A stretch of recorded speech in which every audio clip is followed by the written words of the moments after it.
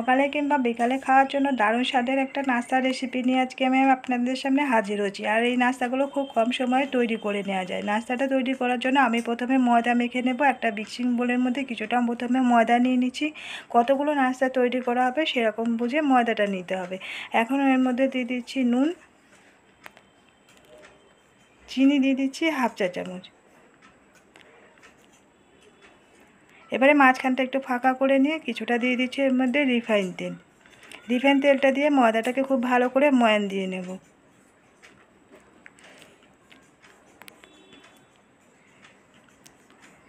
ময়দাটাকে প্রথমে ভালো করে ময়ান দেওয়া হয়ে গেছে। এখন এর মধ্যে কিছুটা গরম জল নিয়েছি, আমি ঈষদুষ্ণ গরম জল নিয়েছি, নিয়ে ময়দাটাকে মেখে নেব। এই জলটা যদি হালকা একটু গরম করে নিয়ে ময়দাটা মাখা হয় তাহলে ময়দার ডোটা খুবই নরম তুলতুলে হয় আর নাস্তাগুলো খেতে খুবই ভালো লাগে। ময়দাটাকে প্রথমে ভালো করে আমি মেখে নিচ্ছি।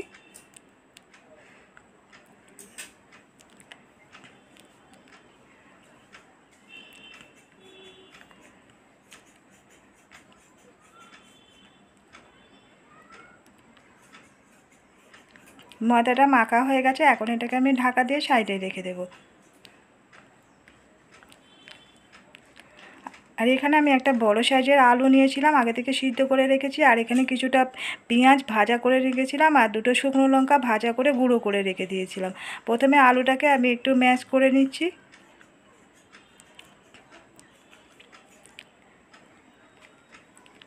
আলুটাকে আমি হাত দিয়ে খুব ভালো করে মেখে নিয়েছি। এখন এর মধ্যে দিয়ে দিচ্ছি সামান্য একটু নুন। আর যে পেঁয়াজটাকে ভাজা করে রেখেছিলাম, একটা মিডিয়াম সাইজের পেঁয়াজ কুচিয়ে ভাজা করে রেখেছিলাম আর দুটো শুকনো লঙ্কা ভেজে গুঁড়ো করে রেখেছিলাম। পেঁয়াজ আর শুকনো লঙ্কা ভাজাটাকে দিয়ে দিচ্ছি, দিয়ে আলুটাকে ভালো করে মেখে নেব।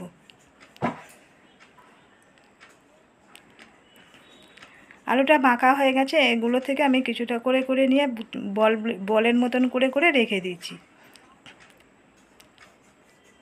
আমি এখানে 5টা বল তৈরি করে নিয়েছি আলু মাখাটা দিয়ে। আর এখানে একটা পাত্রের মধ্যে দুটো ডিম ভেঙে নিয়েছি। এর মধ্যে দিয়ে দিচ্ছি কিছুটা পেঁয়াজ কুচানো, পেঁয়াজগুলোকে একদম ছোট ছোট করে কুচিয়ে নিয়েছি। আর নিয়েছি কাঁচা লঙ্কা কুচি, এখানে 4টে কাঁচা লঙ্কা আছে, পুরোটা আমি দিলাম না, প্রয়োজন হলে পরে দেবো। আর দিয়ে দিচ্ছি কিছুটা ধনেপাতা কুচি, আর দিয়ে দিচ্ছি এর মধ্যে চাট মশলা হাফ চা চামচ দিয়ে দিলাম। দিয়ে এবার সমস্ত উপকরণগুলোকে খুব ভালো করে একটু চামচ দিয়ে মিশিয়ে নিচ্ছি। আমি একটু এর মধ্যে একটু সামান্য নুন দিয়েছিলাম, অল্প একটু নুন দিয়েছি, যেহেতু খুব বেশি দেয়নি, যেহেতু চাট মশলার মধ্যে নুন দেওয়া থাকে। এবারে একটা লেচি নিয়ে তারপর দিয়ে একটু বেলুন চাকির উপরে কিছুটা ময়দা ছিটিয়ে দিয়ে এই লেচিটাকে প্রথমে বেলে নেব। পাতলা করে একটা রুটির মতন করে প্রথমে বেলে নেব।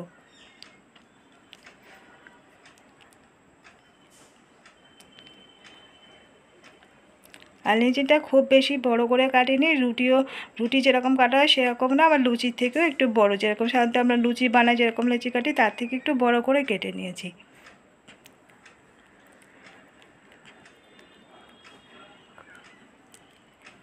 একটা রুটি আমার বেলা হয়ে গেছে, এটাকে আমি রেখে দেবো।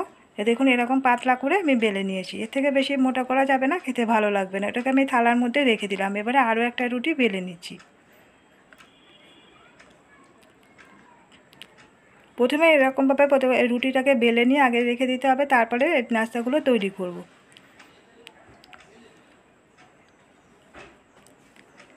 আর একটা রুটি আমার বেলা হয়ে গেছে। এবারে এখানে একটা থালার মধ্যে আমি কিছুটা শুকনো ময়দা ছিটিয়ে নিয়েছি, যাতে করে এটা তলায় জড়িয়ে না যায় বা আটকে না যায়। এবারে যে আলু মাখাগুলো আমি রেখেছিলাম গোল গোল বল করে, একটা বল নিয়ে এই লিচিটার উপরে রেখে হাত দিয়ে দিয়ে এরকমভাবে একটু ছড়িয়ে দিয়ে এটার উপরে সমান করে দিচ্ছি। পুরো সাইডগুলোতে দেওয়া যাবে না, সাইডগুলো বাদ দিয়ে দিচ্ছি, দিয়ে মাঝখান থেকে দিচ্ছি কিছুটা অংশ ছেড়ে দিয়ে। এবারে একটু জল নিয়ে প্রথমে সাইড অংশগুলোতে লাগিয়ে দিচ্ছি। আঙুলে করে করে এরকমভাবে জল দিয়ে একটু লাগিয়ে নিতে হবে।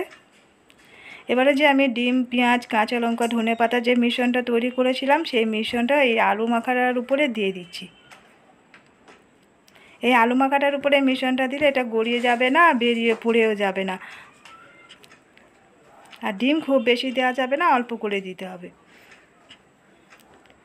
এবারে যে আরও একটা আমি রুটি বেলে রেখেছিলাম সেই রুটিটা এটার উপরে ঢাকা দিয়ে দিলাম, দিয়ে এবারে সাইডগুলোকে এরকমভাবে হাত দিয়ে দিয়ে একটু চেপে চেপে বন্ধ করে দিতে হবে। একটু হাত দিয়ে এরকমভাবে চেপে দিলে এটা আটকে যাবে, যেহেতু এটা জল দেওয়া আছে খুলে যাবে না। এবারে নাস্তাটা ভাজা করে নেবো। ভাজার জন্য ফ্রাই প্যানের মধ্যে কিছুটা রিফাইন তেল দিয়ে দিয়েছিলাম গরম করতে। এখন এর মধ্যে এই নাস্তাটা দিয়ে দেবো।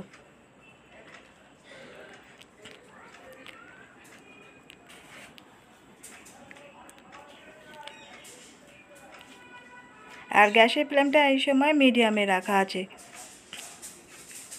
খুব বেশি বাড়ানো যাবে না, কারণ ভিতরে যে ডিম পেঁয়াজ কাঁচা লঙ্কা দেওয়া আছে, ডিমের মিশ্রণটা দেওয়া আছে, সেটা তাহলে কাঁচা থেকে যাবে। এখন একটা সাইড আমি উল্টিয়ে দিলাম।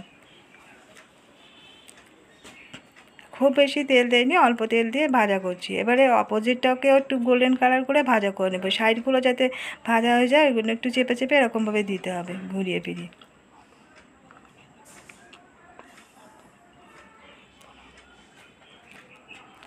আর এই নাস্তাগুলোর মধ্যে আলু মাখাটা খুব বেশি পরিমাণে দেওয়া যাবে না, অত্যাধিক পরিমাণে আলু মাখাটা দিলে নাস্তাটা খেতে ভালো লাগবে না। অল্প করে দিয়ে পাতলা করে এটাকে লাগিয়ে দিতে হবে আলুর মিশ্রণটা। তার উপরে ডিমের যে মিশ্রণটা দিলাম ওগুলো দিয়ে দিতে হবে। এখন দুটো সাইডে এরকমভাবে ঘুরিয়ে ফিরিয়ে গোল্ডেন কালার করে ভেজে নেব। চারপাশগুলো যাতে ভাজা হয়, ধারগুলো ওইগুলো একটু ঘুরিয়ে ফিরিয়ে ভেজে নিতে হবে। যে একটা আমার নাস্তা তৈরি করে নেওয়া হয়ে গেছে, এটাকে আমি উঠিয়ে নিচ্ছি। এবারে বাকিগুলো একই রকমভাবে ভেজে নেব। তৈরি হয়ে গেছে ডিম আলুর মিশ্রণে তৈরি গরম গরম নাস্তা। আর এই নাস্তাগুলো সকালেও বানিয়ে নিতে পারেন জলখাবারে, কিংবা বিকালেও বানিয়ে খেতে পারেন। খেতে কিন্তু দুর্দান্ত লাগে। তো বন্ধুরা, কেমন লাগলো আজকের রেসিপিটা কমেন্ট করে জানাতে ভুলবেন না। ভালো লাগলে একটা লাইক দিয়ে দেবে, শেয়ার করে দেবেন এবং সাবস্ক্রাইব করে রাখার রিকোয়েস্ট করলেন নতুন বন্ধুদের কাছে। এখন আমি একটা কেটে দেখাচ্ছি মাঝখান থেকে এটা কেমন হয়েছে। আজকের মতো বিদায় নিচ্ছি, ফিরে আসছি আবার নতুন কোনো রেসিপি নিয়ে। ততক্ষণ সবাই সুস্থ থাকবেন, ভালো থাকবেন।